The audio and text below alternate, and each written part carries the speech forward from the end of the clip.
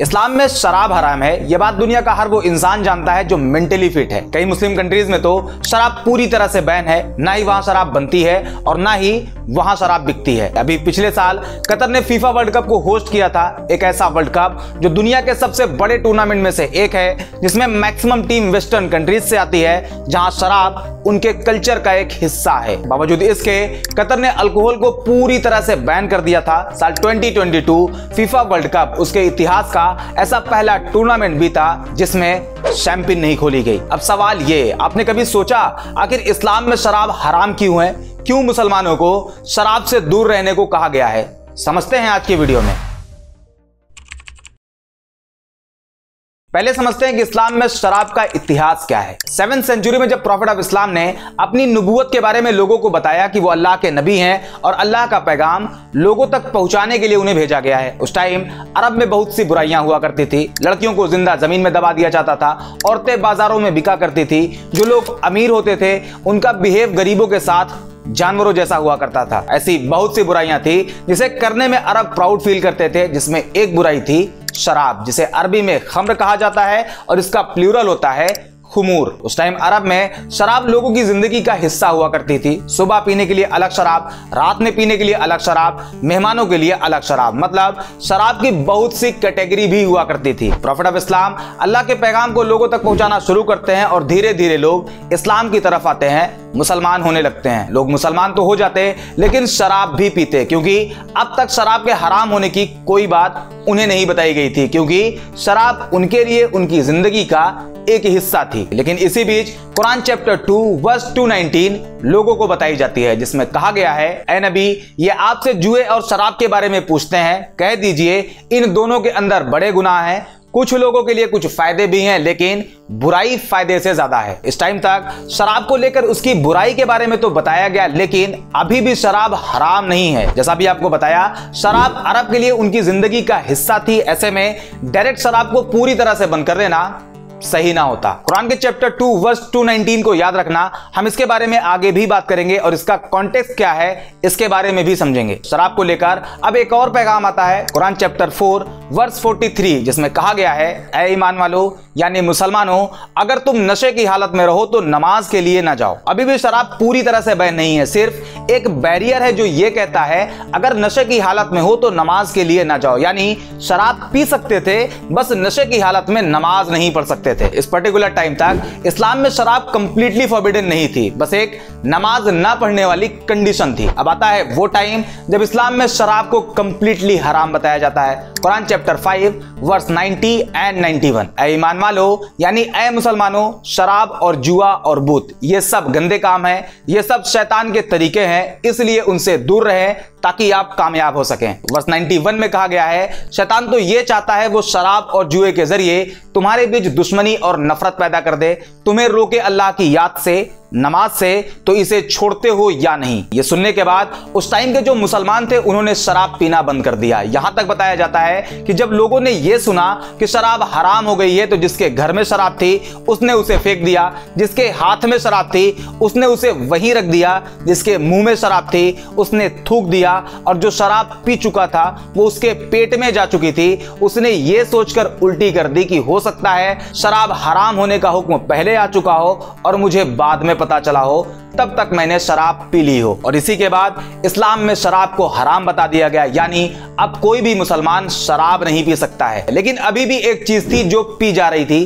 Profit of Islam के time में भी उसे पिया गया, फर्स्ट कैलिफ अबू बकर के टाइम पर भी उसे पिया गया, लेकिन अब आता है सेकंड कैलिफ हजरत उमर का टाइम। इस्लामिक सोल्जर्स जब जंग के लिए निकलते तो उस टाइम पानी की कमी होती थी। ऐसे में उन्हें एनर्जी मिल सके उसके लिए एक चीज पिलाई जाती थी जिसे अरबी में नबीद यानी तिला कहा जाता था। यह वही चीज है जिसे इंडियन सब कॉन्टिनेंट में ताड़ी कहते हैं, जो कि ताड़ के पेड़ से निकलता है। दोनों में फर्क बस इतना है कि यहाँ ताड़ के पेड़ से बनाया जाता है, जबकि अरब में खजूर और अंगूर से बनाया जाता था। ये जो नबीद होता है यानी ताड़ी, इसकी खासियत यह है कि इसमें नशा नहीं होता, लेकिन एनर्जी होती है। प्रॉब्लम यह है कि जब इसे और ज्यादा पका दिया जाता है तो इसमें नशा आ जाता है, जो कि इस्लाम में ऑलरेडी हराम है। इसी वजह से सेकंड कैलिफ हजरत उमर ने नबीद पर भी बैन लगा दिया। वो ये नहीं चाहते थे कि मुसलमान ऐसी किसी भी तरह की चीज इस्तेमाल करें जिसमें नशा होने का खतरा हो। अब तक आप ये समझ गए कि शराब को इस्लाम में हराम बताया गया है। यह बात कुरान से प्रूव होती है, लेकिन सवाल अभी भी वही है, इस्लाम में शराब को हराम बताया क्यों गया है? तो इसका जवाब बहुत आसान है। इस्लाम में कहा गया है शराब सभी बुराइयों की मां है। अब इसका क्या मतलब है? आपको एक चीज याद रखने के लिए कहा था, कुरान चैप्टर 2 वर्स 291, जिसमें कहा गया है शराब में फायदे से ज्यादा नुकसान है। कैसे? आइए समझते हैं। पहले बात करते हैं इससे होने वाले नुकसान के बारे में। Number 1, health implication. शराब पीने की वजह से कई तरह की खतरनाक बीमारी होने का खतरा कई गुना बढ़ जाता है, जैसे कि लीवर डिजीज जिसमें फैटी लीवर, एल्कोहलिक हेपेटाइटिस जैसी बीमारी, कैंसर जिसमें mouth cancer, liver cancer, breast cancer का खतरा, कार्डियोवैस्कुलर डिजीज इसमें high blood pressure, stroke and other cardiovascular issues. इसके अलावा brain health, digestive problem, immune system dysfunction, mental health issues जैसी कई खतरनाक बीमारियों का खतरा। एक रिपोर्ट के अकॉर्डिंग हर साल करीब 20 लाख लोगों की मौत सिर्फ लीवर डिजीज की वजह से होती है। दुनिया में जब 25 लोगों की मौत होती है तो उसमें एक मौत की वजह लीवर होती है, जिसका common reason hepatitis, alcohol and fatty liver होता है। Number 2, accident. Goa medical college की तरफ से करी गई एक स्टडी में पता चला कि सिर्फ इंडिया में जो रोड एक्सीडेंट होते हैं उसमें 12.7% डेथ सिर्फ अल्कोहल की वजह से होती है। इसके अलावा बर्थ डिफेक्ट्स, एडिक्शन एंड सबसे खतरनाक सोसाइटल इंपैक्ट एंड क्राइम। और इसे हम 2 पार्ट में डिवाइड करके समझते हैं। पहला वायलेंस, दूसरा फैमिली इश्यूज। पहले बात वायलेंस की। अगर आप न्यूज देखते हो, न्यूज़पेपर पढ़ते हो, तो ऐसा कोई दिन नहीं बीतता जिस दिन शराब की वजह से वायलेंस की खबरें ना हो। पिछले 2 से 3 दिन की कुछ अपडेट्स आपको दिखाता हूं। अधेड़ ने शराब के नशे में लगाई फांसी। नशे में बेटे ने कर दी मां की हत्या। एक बाप ने नशे की हालत में अपने ही बेटे को मार दिया, जो कि सिर्फ 18 साल का था। इसके अलावा क्राइम अगेंस्ट वुमेन को लेकर एनसीआरबी का यह डेटा आपको हैरान कर सकता है। एनसीआरबी के 2015 के एक रिपोर्ट के अकॉर्डिंग वुमेन के खिलाफ होने वाले क्राइम में 85% क्राइम शराब के नशे में होते हैं, जो कि इमोशनल भी होता है, फिजिकल एंड सेक्सुअल भी होता है। इस तरह की एक नहीं बल्कि बहुत सी न्यूज रोज आती है, वो भी सिर्फ इंडिया में। अब आप पूरी दुनिया के बारे में सोचना। दूसरे नंबर पे आता है फैमिली इश्यूज। मैं आपको सिर्फ बिहार के बारे में बताऊं तो 83% वुमेन तब वायलेंस फेस करती हैं जब उनके हस्बैंड शराब के नशे में घर आते हैं, और शराब के नशे में वो अपनी ही वाइफ के साथ कैसा बिहेव करते हैं इसके बारे में आप जरूर जानते होंगे। आपके ही नजर में कोई ना कोई ऐसा इंसान जरूर होगा जो शराब पीकर अपनी ही फैमिली को हैरेस करता है। एक चीज मैं आपको और बताऊंगा जो हमारी सोसाइटी के लिए किसी काले धब्बे से कम नहीं। शराब को इस्लाम में हराम क्यों किया गया है उसके कई रीजन अब तक आप देख चुके हैं, और उसी में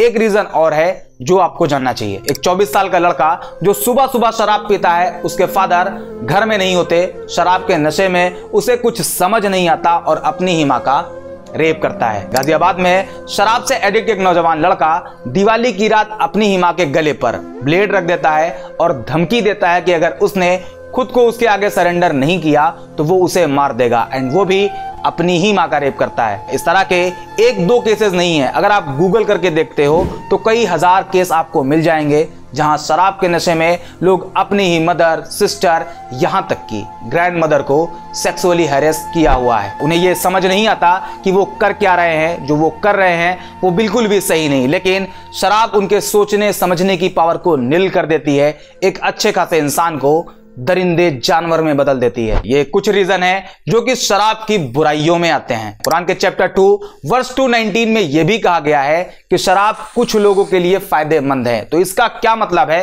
वो भी देख लें। शराब को लेकर अब तक बहुत से रिसर्च किए जा चुके हैं, जिसमें मॉडरेट एल्कोहल कंजप्शन को लेकर कुछ स्टडीज बताती हैं कुछ लोगों में हार्ट डिजीज के रिस्क कम हो जाते हैं। शराब टाइप 2 डायबिटीज के अगेंस्ट प्रोटेक्ट करती है, बोन हेल्थ के लिए भी फायदेमंद है। यह फायदेमंद तभी है जब लिमिट में यानी मॉडरेट ड्रिंकिंग करी जाए। अब यहां पर एक लूप होल मिलता है। लोगों के दिमाग में यह आ सकता है कि अगर लिमिट में पिया जाए तो फायदे ही फायदे हैं, इंसान होश में भी रहेगा, क्राइम भी नहीं करेगा, डोमेस्टिक वायलेंस भी नहीं होगा, बस लिमिट में पीकर घर जाकर सो जाएगा, कोई बुरा काम नहीं करेगा। तो यह भी इस्लाम के करीब गलत है, क्योंकि उसी चैप्टर 2 वर्स 219 में कहा गया है शराब में फायदे से ज्यादा उसके नुकसान हैं। और एक हदीस भी है सुनन इब्ने माजा हदीस नंबर 3392, जिसमें प्रॉफिट ऑफ इस्लाम कहते हैं जिस चीज को लार्ज क्वांटिटी में पीने से नशा होता है उसे स्मॉल क्वांटिटी में भी पीना हराम है। और यही सेम हदीस सही बुखारी की हदीस नंबर 5590 पर भी मेंशन है। मतलब फायदे को पॉइंट आउट कर मॉडरेट ड्रिंकिंग के नाम पर शराब नहीं पी जा सकती, वो इस्लाम में हराम है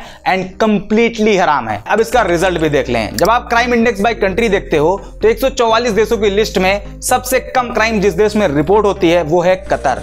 वही कतर जहां फीफा जैसे बड़े इवेंट में भी शराब पर बैन लगा हुआ था। उसके बाद यूएई और उसके ऊपर आता है ओमान, उसके ऊपर बहरीन और फिर सऊदी अरेबिया। ये वो कंट्रीज हैं जहां शराब को हराम माना जाता है। Result lowest crime rate. उम्मीद करते हैं इस वीडियो से आपको कुछ ना कुछ वैल्यू जरूर मिली होगी। इस्लाम में शराब हराम क्यों है इसका जवाब आपको मिल गया होगा। अगर हाँ तो वीडियो को लाइक जरूर करें। बाकी अगर आपको हमारा काम पसंद आ रहा और आपके लिए पॉसिबल हो तो हमें ज्वाइन भी जरूर करें। यह हमें और अच्छे से काम करने के लिए मोटिवेट करता है। आज के वीडियो में इतना ही। बाकी शेयर एंड सब्सक्राइब तो कर ही देना। मिलते हैं अगले वीडियो में।